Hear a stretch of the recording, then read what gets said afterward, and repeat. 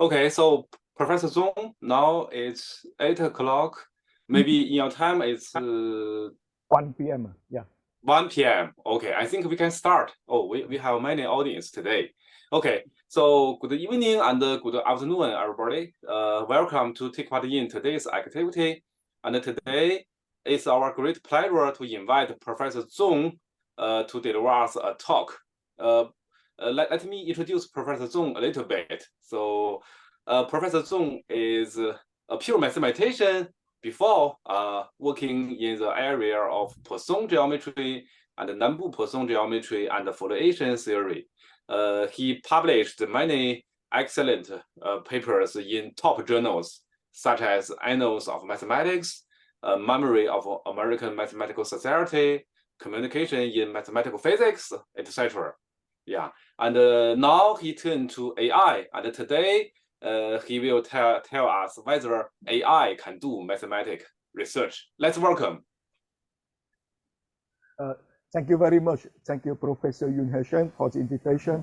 It is a great pleasure for me to give a talk today. I mean, I used to be a student in Moscow, and then I used to visit China many times and also visit Professor Shang some years ago, and it is a great pleasure for me to see you again. And so I must make this disclaimer that I'm not at all an expert in AI for mathematics. So I did mathematics, and then I also do AI, but not AI for mathematics. Yeah. But anyway, the question, can AI do math research, is a very interesting question for all of us. I want to figure it out for myself, right? And maybe you might enjoy it too. But maybe some of you are much more experts than myself in this field. So this is a talk, like say, for non-experts only, right? And yeah, so before starting, let me just recall what do we mean by AI here, okay? So when we say AI, basically we mean machine learning. So the difference between classical algorithm or machine and machine learning algorithm is that in the classical case, you just have a map, right? Like you construct like a computer program denoted by M. So for every input from some input space omega, it will give you some output in some output space, right? Now, when we want to make it learn, we have to create another kind of machine, right? And the difference is that M now will not go from omega to R, but rather from theta times omega to R. So omega is in the input space, but then we have another space, which is called the space of learnable parameters, okay? And basically in AI, people call this structure of M a neural network. So, I mean, even classical methods like decision trees, etc., you can represent all of them as just neural networks. So it is a kind of artificial brain neural network. And so how does the machine learn? So so for each parameter, let's say P, actually theta can be a very large space, right? Multidimensional. In the case of very recent AI modules like large language model like ChatGPT that you know, so the number of parameters can be in even hundreds of billions of parameters, right? The dimension is huge. But basically, you start with something like P0 that may come from some other problem already. They call it like transfer learning. You start with something which might be 0 or not 0. And then you keep iterating some learning process. So you update P from P0 to P1 and to P2, etc. So every time you check if the system satisfies what you want it to do. And if it doesn't yet satisfy, if you give it some kind of loss or gain function, and you try to optimize that function. And so you give it a feedback, and using the feedback, the system will update the P. And after so many steps, it will arrive at some system that works rather well. I mean, in many cases, it really works well. Like for medical AI, it really works very well, for example, and also for mathematics, of course. Okay, and there are a lot of mathematics behind this kind of artificial intelligence. So, for example, one of the old famous theorem is the Kolmogorov-Agnon superposition theorem that assures you that you can construct any map you want by composing very simple map, right? Map with just three, like two inputs, from 2 inputs to 1 output, 2 dimensions, 1 dimension. And you compose searching of a map, you can get to any map you want. So it means that basically, in theory, you can construct AI that can do, that can approximate any function that you want. Okay. So that's the AI that we want to talk about. And so right now, I just want to show you this interesting graph. We are, let's say, in the age of AI. So it means that most of the gains in economy right now come from AI. Right? And so if you look at, I do not know about the Chinese market, but people who follow the American market, for example, I think the world market, there's a lot of correlation. Right? Then when we look at the US market this year, look at the 500 most, biggest company in the US, they call it SP 500 index. And so the index has risen quite a bit this year, but actually all the gains in the SP 500 come from only 7 companies, 7 big AI companies in the US. They account for all the gains of the market. Okay, so you know the names, right? The usual suspects like Google, Amazon, etc. Right? Plus Tesla, Nvidia, they are also considered as AI companies. Okay, and so the rest, the performance of the rest is zero, completely zero, nothing. Right? And now, when people talk about the contribution of AI to the economy of different countries, and actually China is winning the AI race because by some estimates, by 2030, 25% of Chinese economy added value will come from AI. For the US, it will be something like 15, 16%. For France, it is only 10% around that. And for some poor country, it is even less. Okay. So yeah, so congratulations, my Chinese colleagues. You are advancing very fast. And I know there are a lot of AI experts in China right now, right? Very strong. But yeah, okay, so you see that we are in the age of AI, and the question is that what is the role of mathematics, right, in that story? Now, okay. Okay, so the role is kind of obvious because when we do AI, we use a lot of mathematics, right? And fortunately for us, our company has a lot of very good mathematicians here. They are sitting. And yeah, so because when we try to build AI, we use a lot of mathematical algorithms, like, you know, even to design a neural network, you need mathematics, right? And then to make the AI learn, you need optimization methods, etc., right? So I have this kind of formula, right? This is like AI can mean augmented intelligence, right? It augments your intelligence if it has mathematics. But without mathematics, it becomes artificial idiocy, right? So these 2 different meanings of AI, with or without mathematics. And there is some other numbers, like in France, they calculated the impact, the direct impact of mathematics on the economy, right? In 2016, it was already quite big, something like 15.5%. But in 2022, it grew to 18, more than 18%. So the role of mathematics is becoming bigger and bigger everywhere. Okay, so we know. I mean, we are quite happy that mathematicians are quite very useful, right, in this AI revolution. But the question that I really want to address today is, what about the role of AI in mathematics? So of course, mathematics is very important for AI, but how important is AI for mathematics itself? Okay, so can AI help mathematicians? Can AI do mathematics? Okay, so any questions so far? No.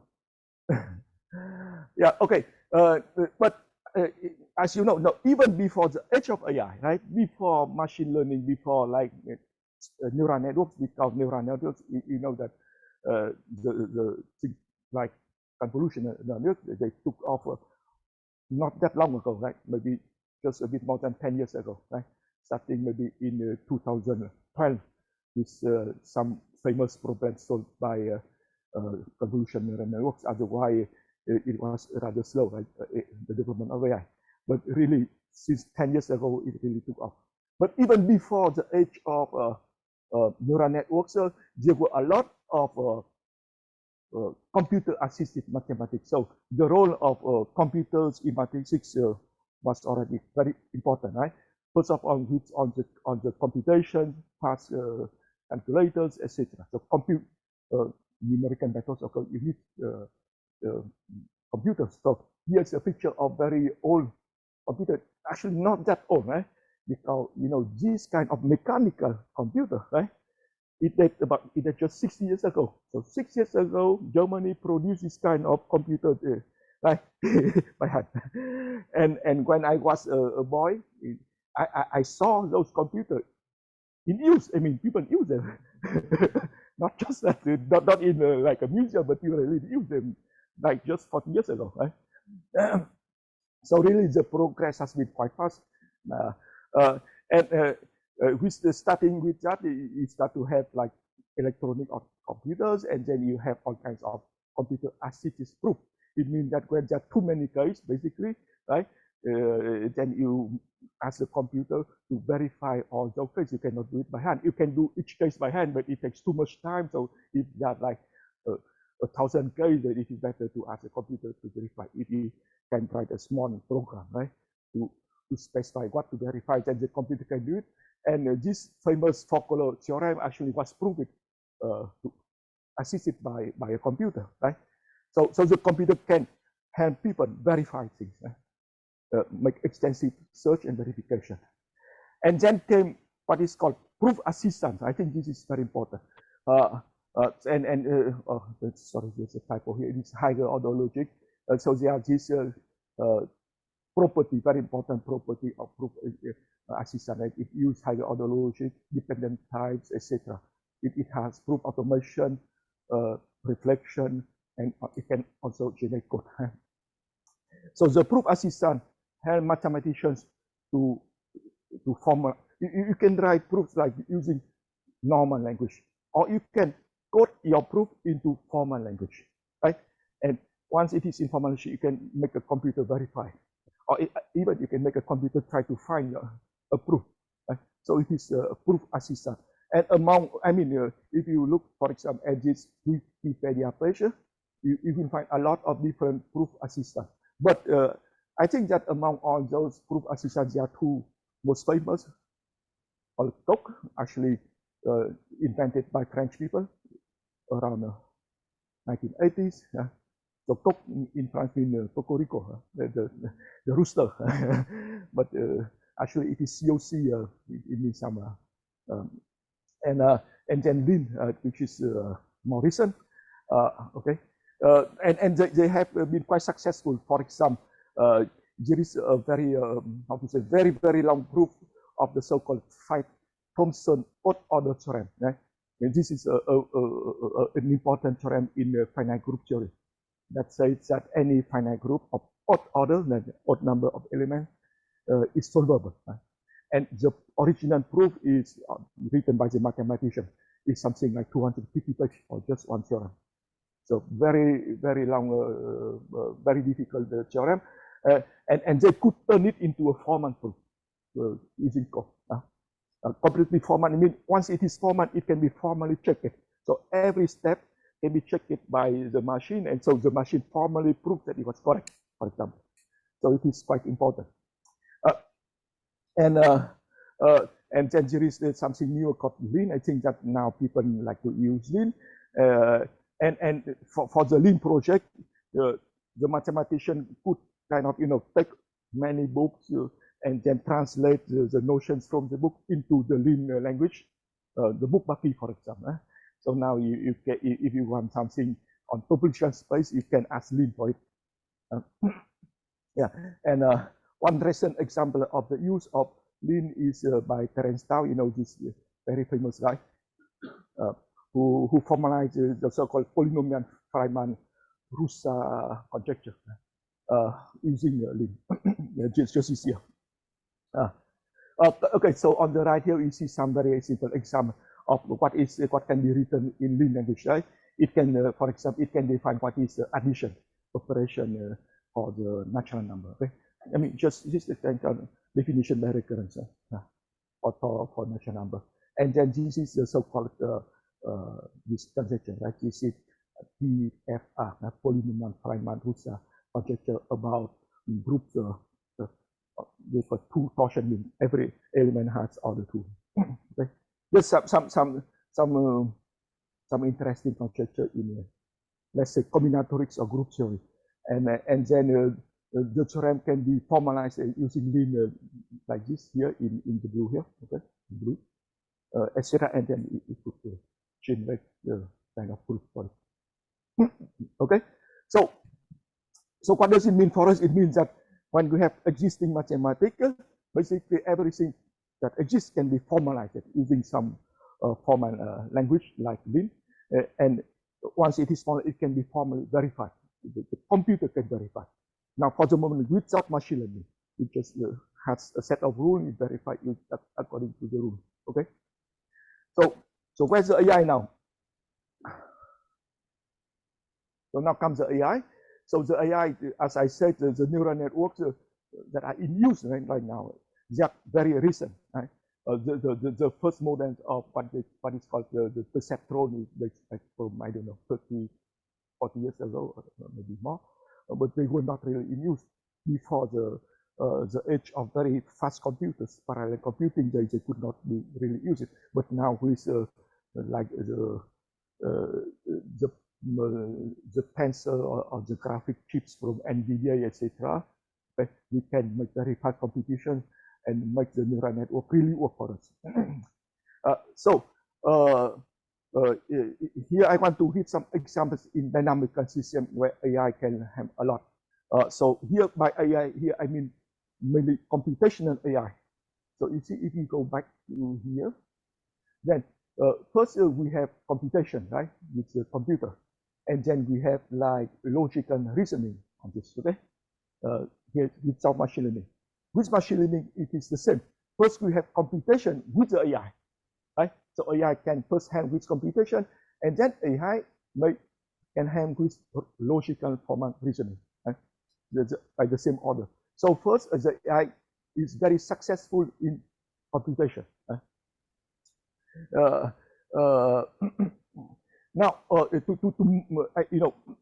there are a lot of problems coming from whatever biology, epidemiology, whatever chemistry, whatever drug discovery. I don't know, but a lot of them need dynamical modeling. So problems are processes. You want to compute to predict your processes, like for the propagation of COVID, for example. Okay, so basically, when you encounter a problem of studying a process or a dynamical system, right? There are two approaches. Two approaches. This is not from now, but from a century ago. People know that there are two basic approaches to study a process. Okay, and these two approaches here, they are called mechanistic models or statistical models. Okay? So in statistics, you collect the data, you try to calculate the correlation, the regression, whatever. Right? And in mechanistic approach, you try to write down differential equations or reasoning. Okay, so there is a kind of table of comparison about the pros and cons of these two different approaches. Right? For example, if you use only statistics, maybe you can predict something, but you cannot explain why. You just know that by correlation, there is no causality. Right? But mechanistic models, they are actually not that easy to build. And the proof is that, no, I go back to this slide. You know that when the COVID came during the 2020, I mean, most governments will use what is called the compartmental models, right? Like SEIR. So susceptible, whatever, infected, recovered, whatever. Okay. So this is called compartment model, and it is variant. Now the thing is that if you apply to this model to COVID, the predictions are completely wrong, and that's the main problem. Right? This is a mechanistic model, but which is wrong. Right? And so all the prediction of all the government, I mean, that's just wrong. So actually during the year 2020, our team also worked on this, and we, I mean, not only us, but people realize that that in order to obtain better, more precise models, we need to combine the two approaches. We need to combine statistics and, let's say, differential equation and equations. Okay, and so equation, they become dynamical system. Statistics, they become neural networks. Right? I mean, the modern version of statistics is probabilistic machine learning based on neural networks. Right? That's why when we combine neural networks with dynamical system, we get very good results. So I think that one of the very recent, let's say, success or advances is in meteorology. So just last month, right, there are 3 competing weather forecast AI tools. One by NVIDIA, we call it Four is for Fourier, Forecastness. One by Google called GraphCast, and one by Huawei, the Chinese conglomerate Huawei called Pangu, something like that. Okay, and they arrive at similar results. But I mean, these results are much better than what people could do before. Because, I mean, from the theoretical point of view, we know that weather forecasting is a very difficult problem because it is a hyperbolic diverging system. You lose into this sensitive, you lose information very quickly. So to forecast is something difficult. But when people use neural networks to correct somehow the forecast, then we can arrive at a longer term forecast. Right? Instead of 3 days precise, now you get 10 days. This is a big advance. Okay. And then, as I already mentioned, we have in epidemiology. I'm sorry for this typo. Okay. And then, I mean, from the statistic, we know that when an epidemic comes, it doesn't come just once, but like in many ways. So it is kind of wave. So we combine, let's say, multi-agent theory together with wavelength decomposition and use AI to predict the wavelength, and it gives better prediction of the propagation of the virus, for example.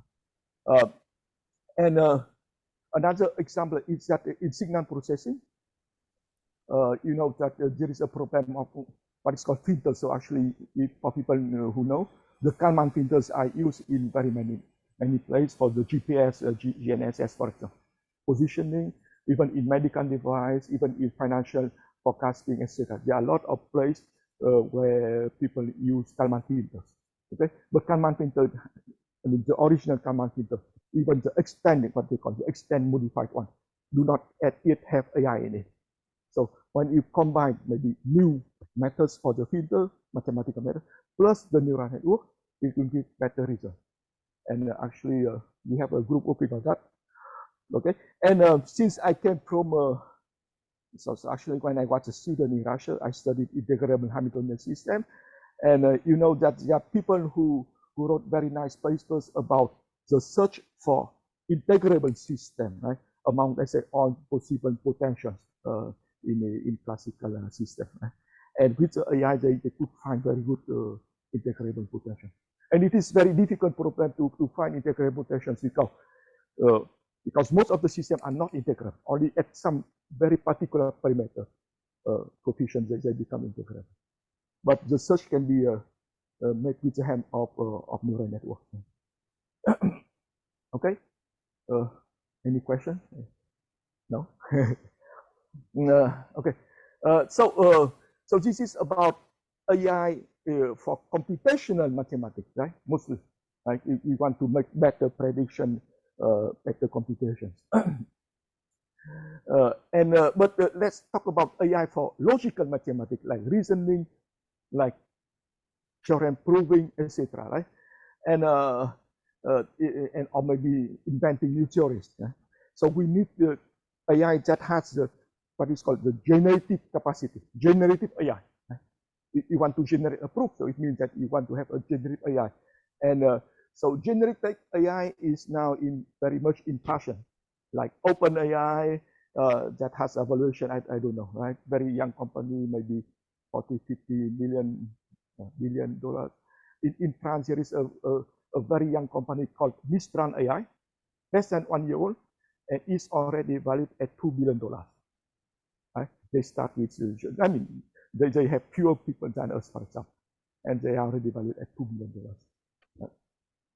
Mistral AI, a clone of OpenAI come out. Okay, and so this is now very much in fashion. You have what is called large language model, generative AI, so okay, I prepare here a few funny examples here. So you see this chart here, okay? So I asked a chart to some math question and see how does it answer, right? So first, when I ask a very simple question like square root of 3 with correct answer, right? Solve a linear system of equation, very easy. So the answer is correct, of course. I ask some more difficult question like what is my square root of -1? It also knows, right? Actually, it learned by heart, right? And tell me a fixed theorem. Okay, somehow it also knows that there is such thing called Brouwer fixed point theorem. Right? Okay, so it could learn a lot of, it could memorize a lot of things in order to answer me. But when I ask, give me a proof of the irrationality of pi, and then it starts to hallucinate.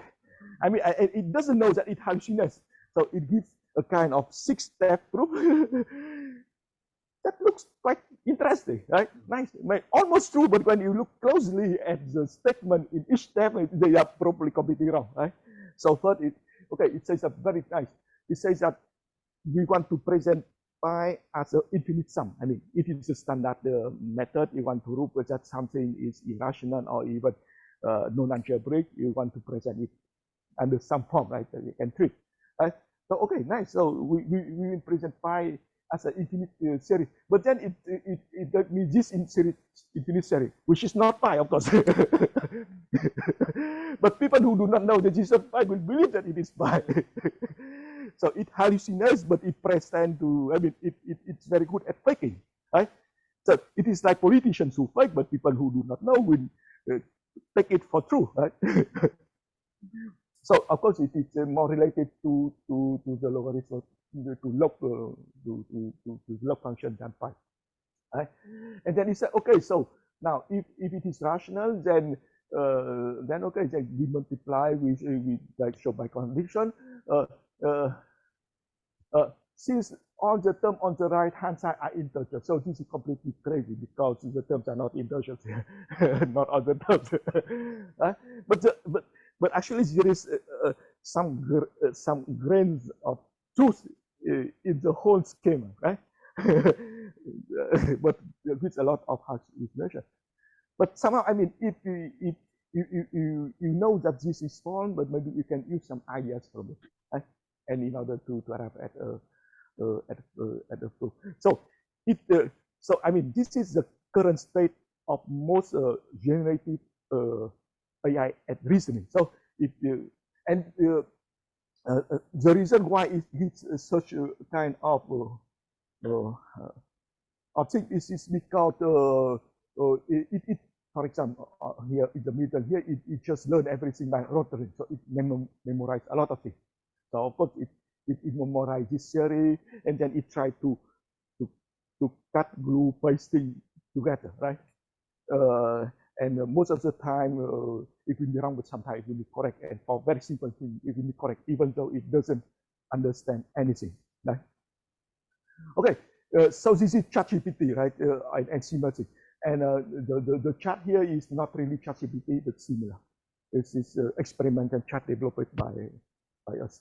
Okay, but now maybe we can improve the current state of ChatGPT, of large language model, so that it can do some math better, right?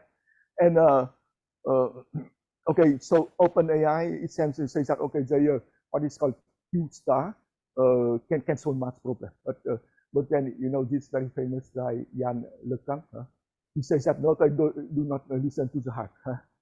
It's still very stupid. this thing. Okay, and the main reason is that the large language models, they are based on what is called auto-regressive method, token prediction. So everything is regression. So regression, what is regression? It is something like I have read this phrase and then I have something missing here. I want to predict it based on the surrounding thing. But the prediction is probabilistic. So among the option, I try to choose what is the more likely option. There is no logic, just probability.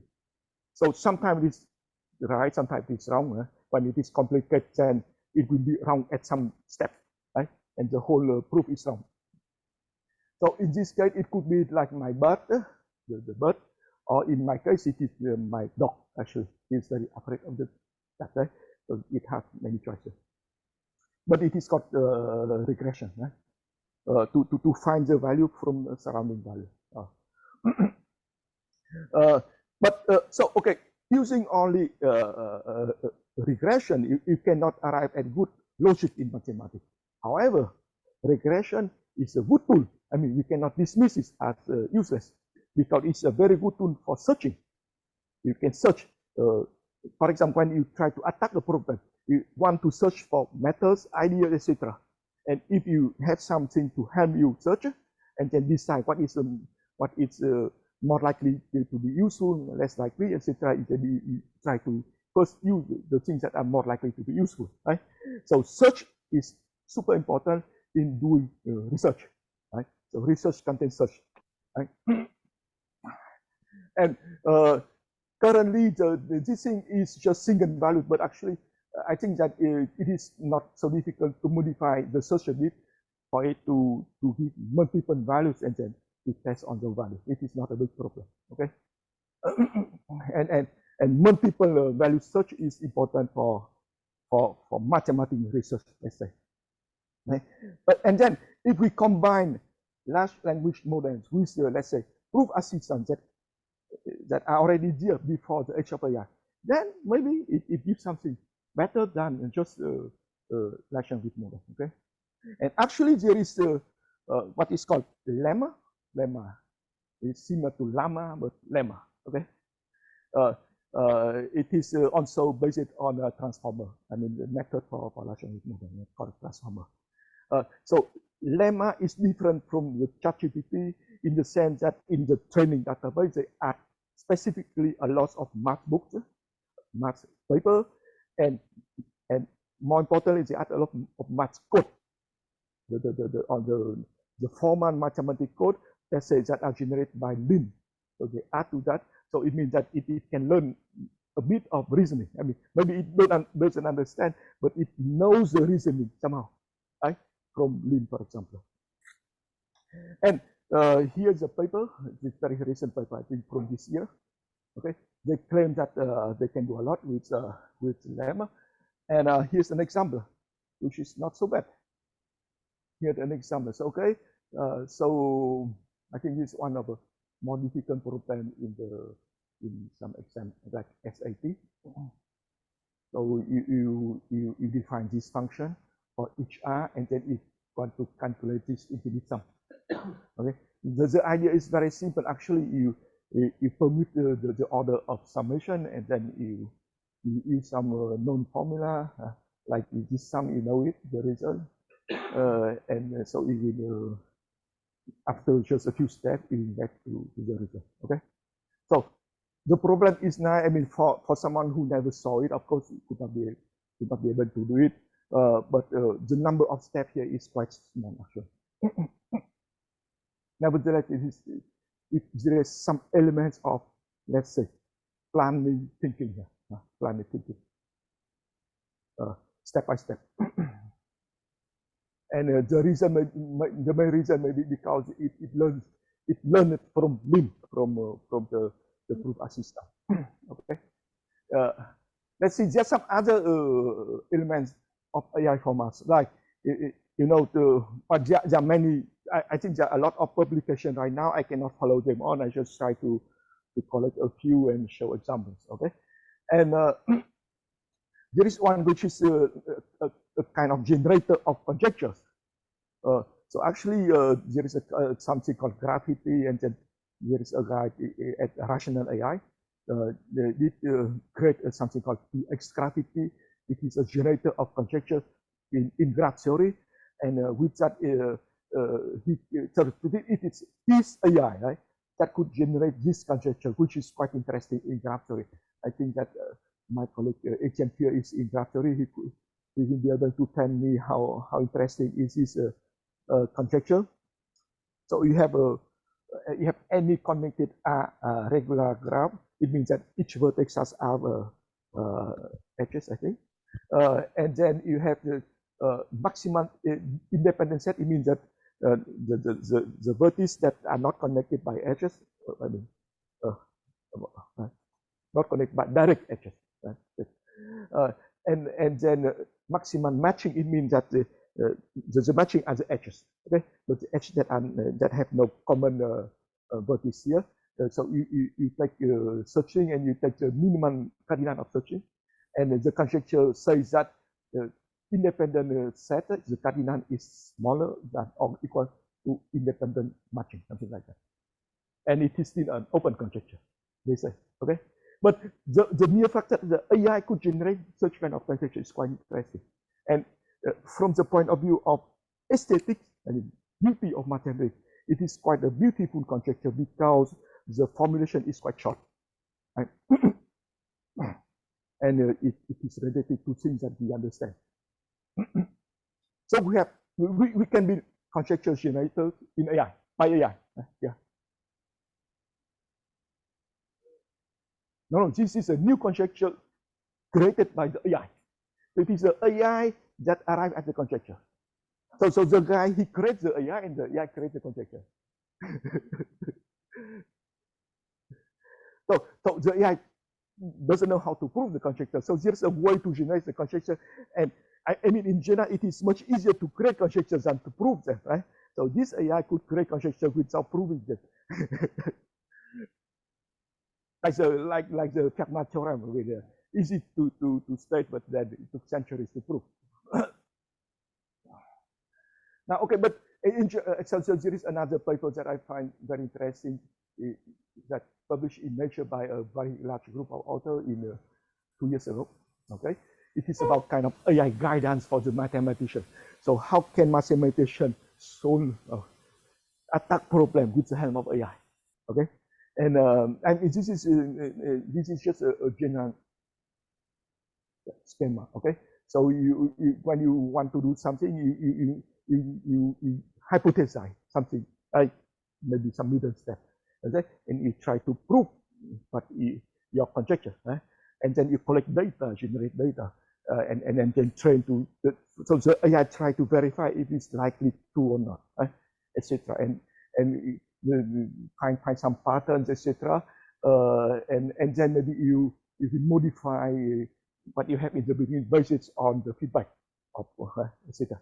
So it is a kind of AI assisted at the way of attacking math problem. And with this kind of general schema, they could solve problem in knot theory, like in low-dimensional topology, or maybe create some conjecture between knot invariants, like people in low-dimensional topology know something like Jones polynomial, whatever, right? And then that kind of geometric invariant associated with geometry. And also in representation theory for groups, for example. So with this kind of general schema, people could deal with, I mean, really very pure math problem. I mean, it helps people. Okay.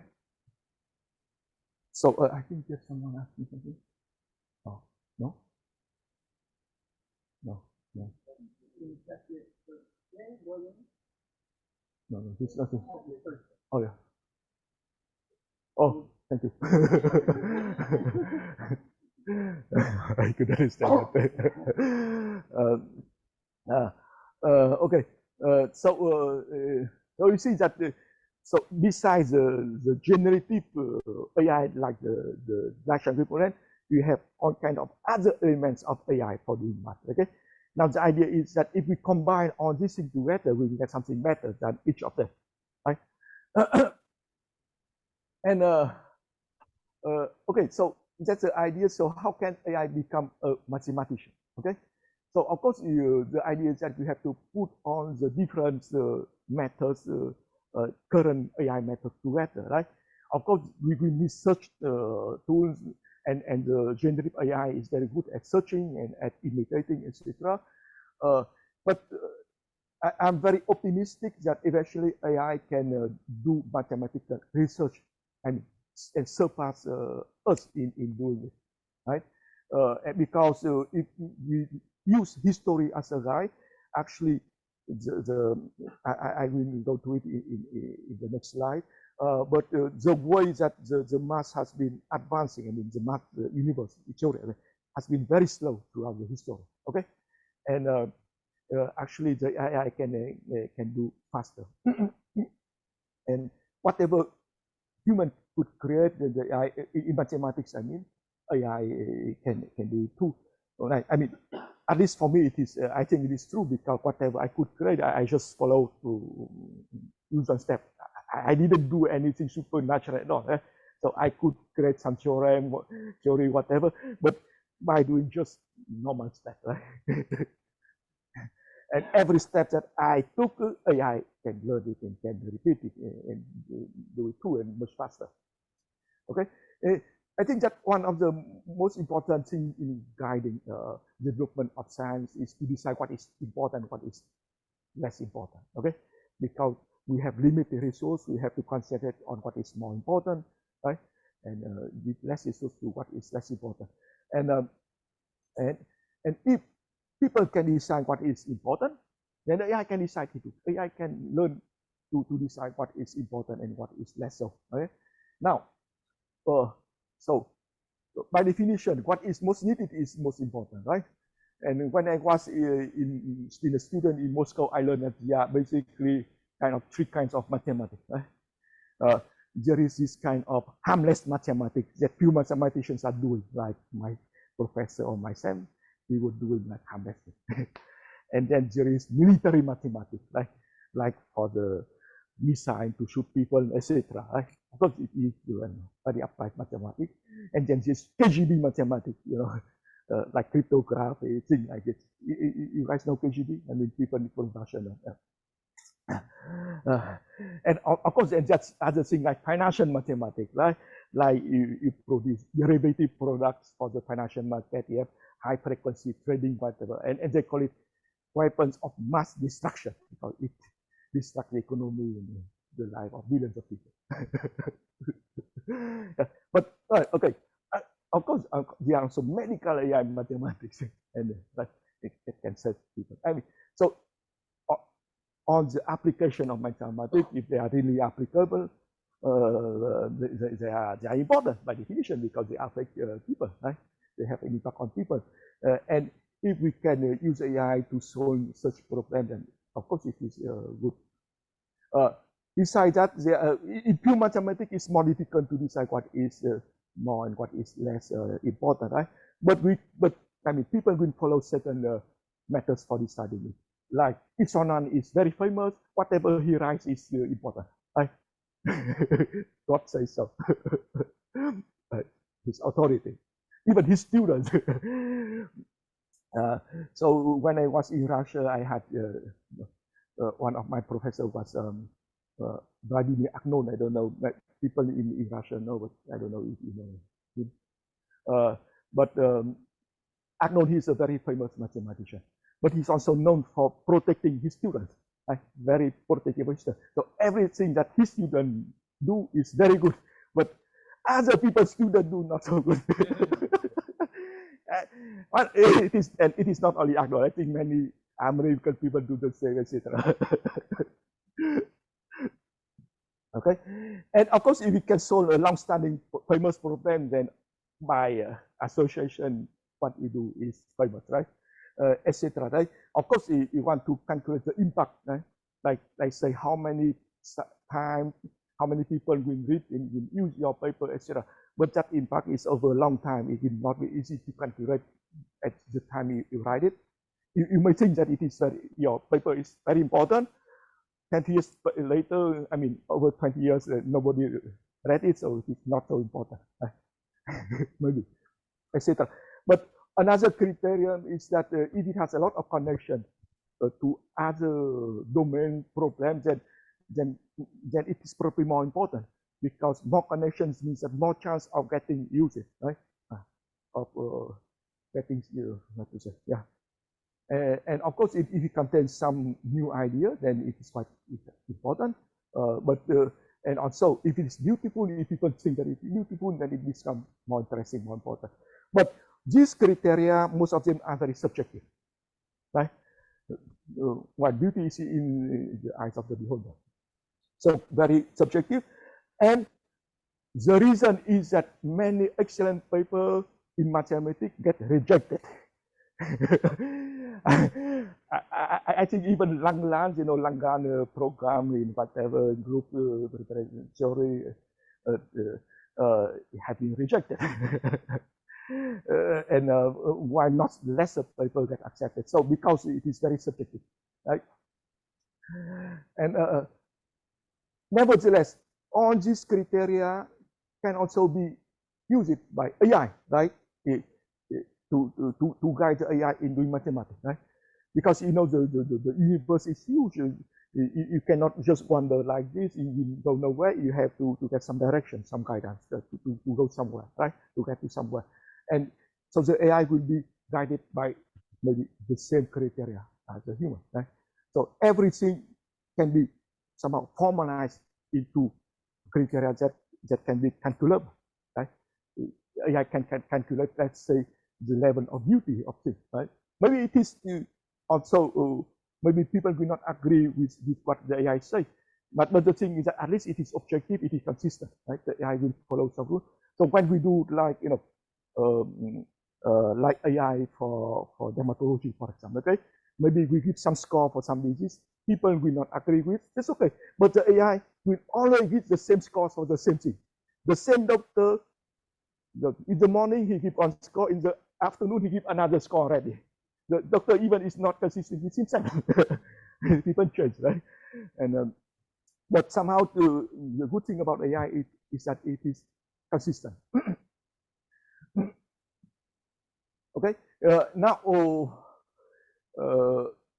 if we look, so I think we can use history as guidance for how the mathematics can be advanced and how AI can advance mathematics, right? So let's look at a bit of the history. I think the history here is not in chronological order. It's just what I just try to write down the whole. I cannot write out the math universe, of course, but just some example, right, from the whole universe of mathematics, and I try to put them in layers, right? So mathematicians, we know what is the Edos number, right? The Edos number is like if you write a paper with some author A, and A writes a paper with B, and B writes a paper with Edos, and you have Edos number 3. So this is how far you are from Edos, right? And sometimes you can change your number, like you can go down. The number can go from 5 to 4 if you are getting closer to Edos. It happens, maybe not very often, but it can happen, right? So here in mathematics, we can try to do the same thing. We can have this kind of mass level number, right? So in the beginning, there is no mathematics. I mean that there are just things that people see, or maybe not just people, but I mean the animal in theory can also do mathematics, right? Less than people, but there are things, and then you start to deal with things. So you want to create some mathematics to deal with things, right? And so the first question is that does it exist or not exist? Existence is already quite interesting problem. And then you count like 1, 2, 3 chickens, and then you map, so 1 chicken for you, 1 chicken for me, and then you order, right? Oh, no, if I add 1 more chicken, you have more, right? More or less. And from that, people, I mean, humanity, right? Humans start to create operations of the number, like addition, multiplication, etc. And maybe have some notion about the distance. Maybe it is also at a lower order, I don't know. And then from that, people realize that maybe to count with big thing, maybe we need equation and then you need some algorithm, and then there is this notion of theorem, axiom, proof, etc. from the Euclid time, maybe before. We can deal with elementary algebra, geometry, etc. So so mathematics is built step by step, right? And so the layer after layer, right? So some of the theories right now may have very high layer number, and some theories that are created right now may have very relatively low number.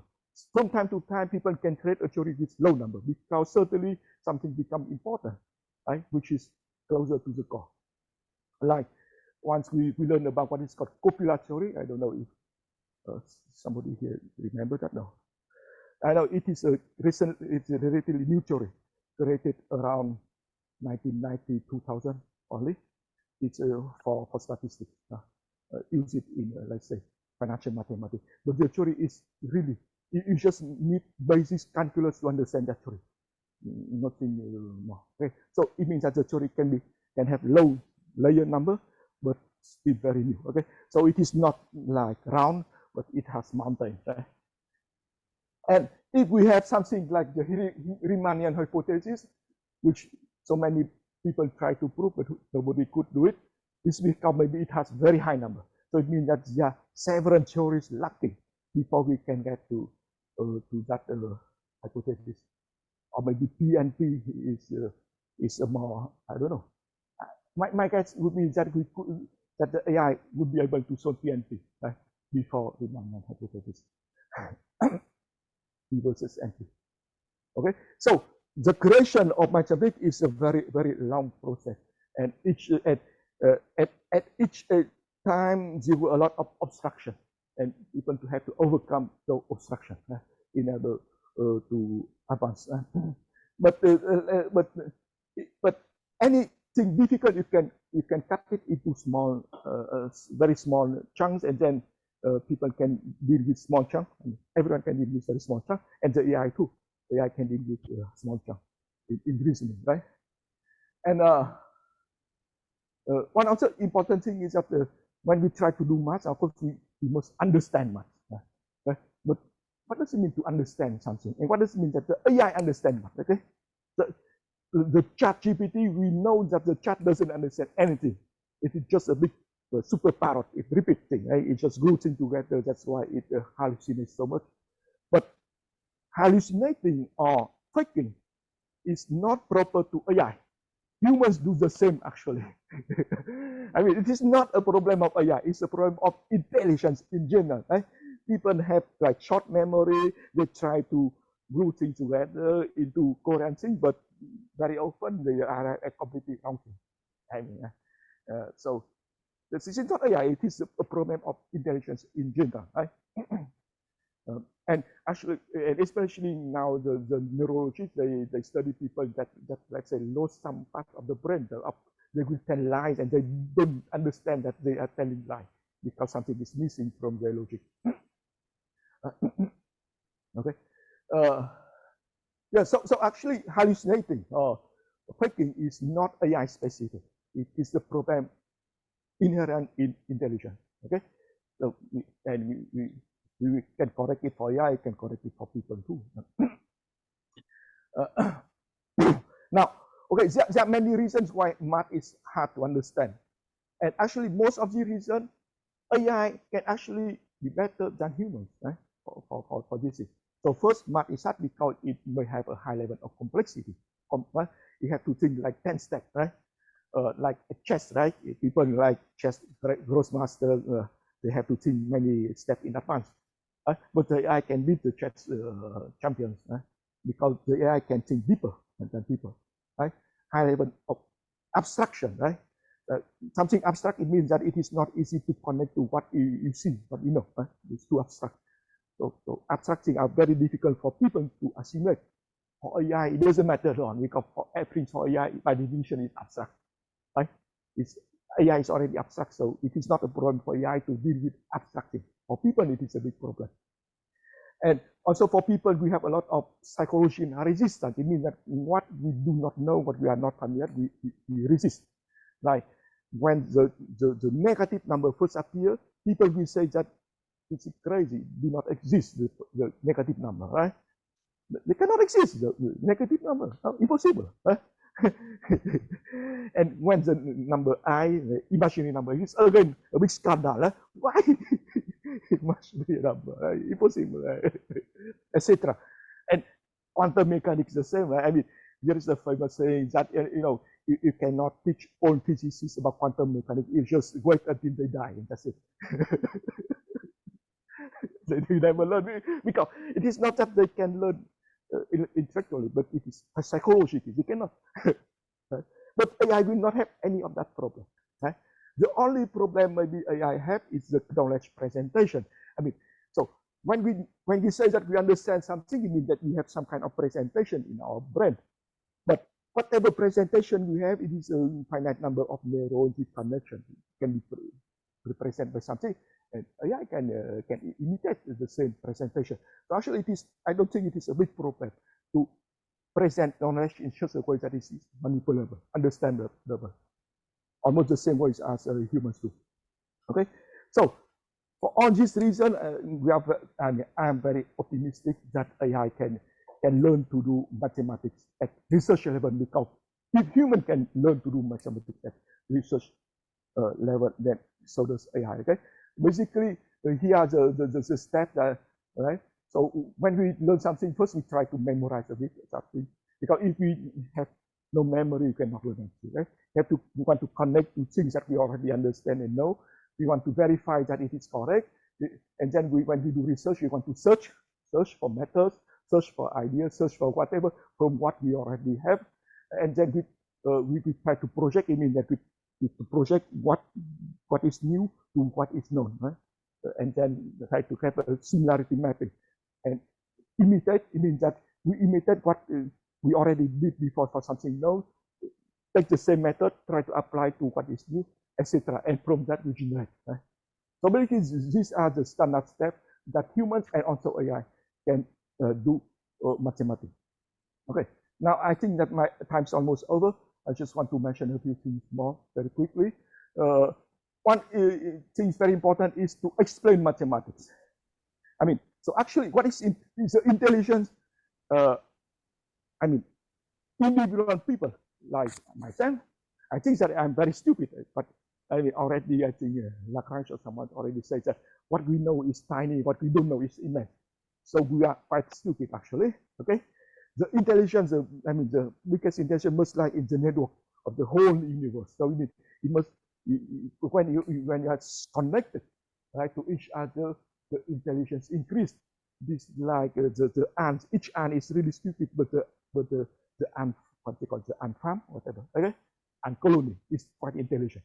Has so many sophisticated functions. The ant farm, the ant colony. Okay, so the intelligence is in the network. The network creates intelligence, and for the AI, it's the same. So it is not just one computer, right? On just one person, it has a lot of machine and people connect together. And what is important then is to communicate, to explain. Right?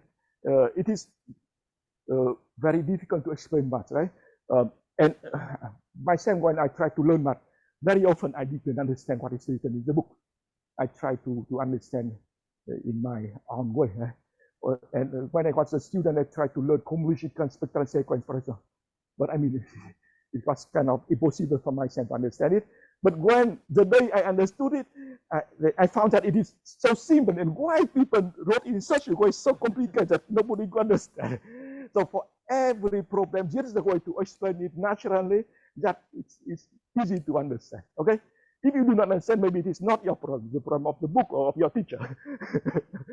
And actually, the AI can write things that are natural and easy to understand. That's my basic conjecture.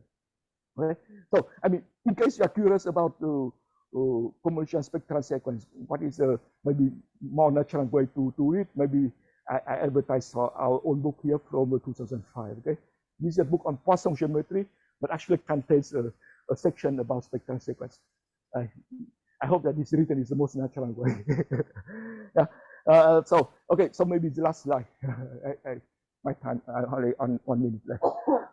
So since I'm coming from a dynamical system, so I I like what is called the attractor. Is the concept in dynamic consistency. Attractor is something that other things attractor, right? Attractor. Okay. In dynamic consistency, the things that converge to the attractor. Okay. So anything that is beautiful, useful, peaceful, etc. Those things are rare and far between. Like our solar system is like is something very rare, right? And the life on Earth is a rare phenomenon. It's considered the whole universe, but it's a kind of attractor. The thing evolved towards this, and the same for mathematical, beautiful mathematical theory. They are also attractors. It means that you can start with something very stupid, chaotic, completely wrong, but it will evolve toward some attractor, right? That means some beautiful theory. So that's the way of AI. It learns maybe slowly, maybe very fast, toward interesting story. Okay, and yeah, so with that I will stop here, and so thank you very much for your attention. Yeah, and happy holidays. Thank you. So can you hear me? Thank you. Can you hear me? Yeah, I hear you. Yeah. Okay. Thank you very much for your talk. Yeah. So explain many things that AI can do for mathematics. Okay. So are there any questions or comments? Hello, Professor. I'm not majoring in AI, but I'm curious, Professor. Can AI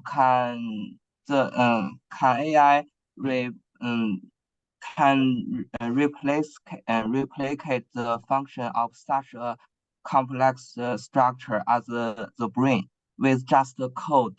Is it really possible to understand concepts and be creative with code alone? Sorry, could you repeat the question? Maybe someone could. Yes, so the AI, I mean, the AI, what they call is artificial brain, right? Neural networks is a kind of artificial brain, and those artificial brains that have billions of what they call neurons, parameters. So it is a kind of replacement. I mean, it is not a biological brain, of course, but it can do a lot of functions that, like cognitive function, calculating function, decision function that the brain can do, right? And yeah, so it will not replace your brain, of course, but it will be a kind of your assistant, right? That help you do a lot of things. Yeah. Does that answer your question? Okay, there's another question in chat. Can you read it? Let me see. Is AI easier to replace a math teacher than a mathematician? How will AI change the way of teaching? Will it release us from trivial work? Yes, of course, I think that AI will release us from boring work so that we can concentrate on more interesting work. In the age of AI, I think that the difference between working and just being active will disappear. So, I mean, people will not work like hard work just to earn money. People will just be active and do things that they like. And by the way, they will have enough money to live because of the AI, right? Of course, and of course, right now the AI already changing a lot in education. I mean, there are already a lot of new educational software, things like that, based on AI to help the student, to help the teacher, to help the teacher teach, the student learn, and the way that the teacher teach in the future will also change a lot, of course. That's my belief.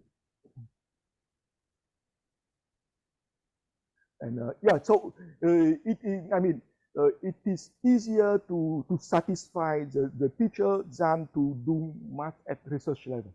So I mean, the application for education come before application for high level research.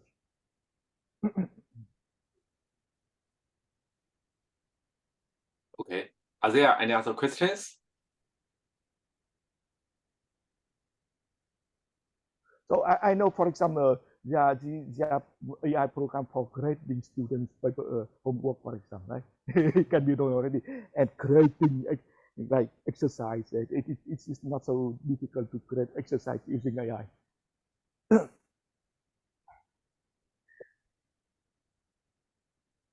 Okay, so since AI influence us a lot, so what do you think we as mathematicians should do in the future?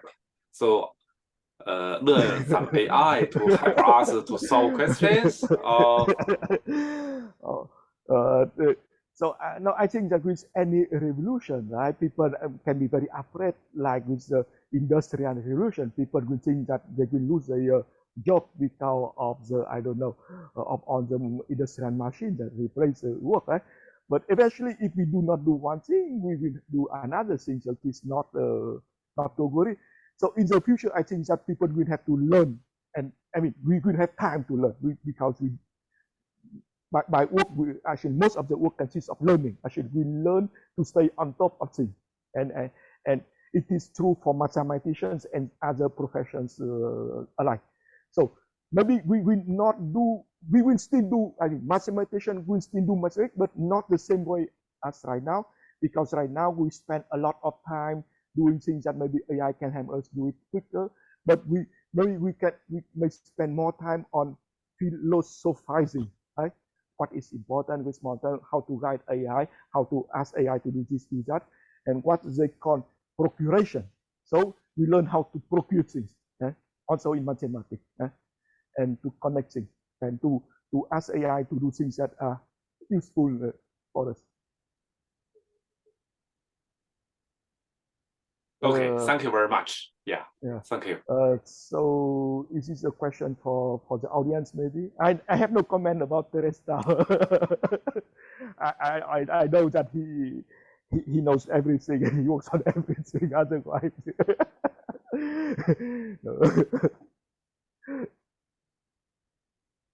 Okay, so if no other questions, let's thank Professor Zung again.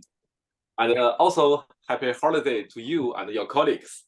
So thank you. happy Thank you very holiday much. and thank you. And today we stop it here. Bye bye. Take care, everybody. Bye bye. Thank you. Goodbye. Goodbye.